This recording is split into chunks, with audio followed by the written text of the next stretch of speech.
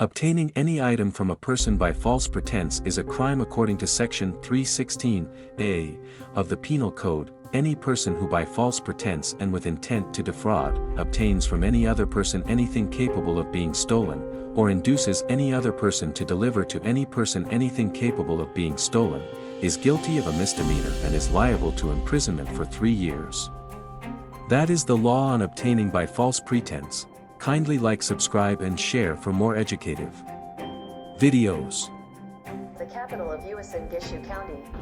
It was alleged that on the 15th of February in Eldoret town, Samad incurred a debt or liability to one Mr. Jackson by obtaining 9 motor vehicle tires valued at $40,200 by falsely pretending that he was buying them and that he would pay him cash on the following day, facts which he knew or believed to be false.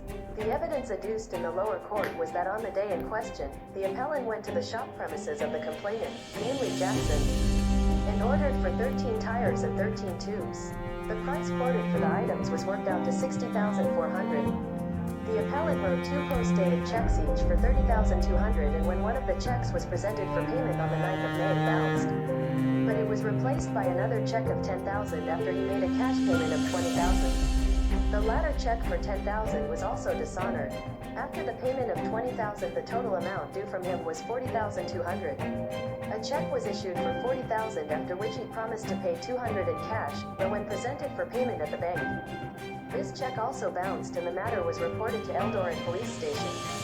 Investigations were carried out and the appellant was arrested on the 28th of August. He was taken to the same police station and the next day was produced before the Senior Resident Magistrates Court at Eldoret, where he was charged with the offense of obtaining with false pretense. In his defense, the appellant denied obtaining anything by false pretense. He said that if any items were provided to anybody, then it was to New Mumia's supermarket. According to him, since original checks were returned, it must have meant that the complainant had already been paid the money in cash. He produced the originals, which were marked as evidence in court. The offense under Section 316a is in 2 limbs. Firstly, incurring a debt or obtaining credit by false pretenses, and secondly, obtaining such credit by means of any other fraud. It was suggested that in a case of this nature, it was desirable to charge an accused person with 2 counts, namely, 1. of obtaining credit by false pretenses, and 2. of obtaining credit using any other fraud.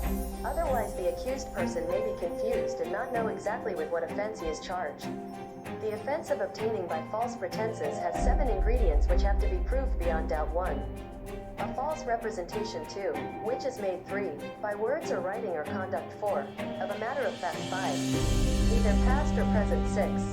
With knowledge of the falsehood or without belief that the presentation is true. And 7. The representation causes the giver to part with the thing obtained. Obtaining any item from a person by false pretense is a crime according to Section 316a of the Penal Code. Any person who by false pretense and with intent to defraud obtains from any other person anything capable of being stolen, or induces any other person to deliver to any person anything capable of being stolen, is guilty of a misdemeanor and is liable to imprisonment for 3 years. That is the law on obtaining by false pretense. Kindly like, subscribe and share for more educative videos.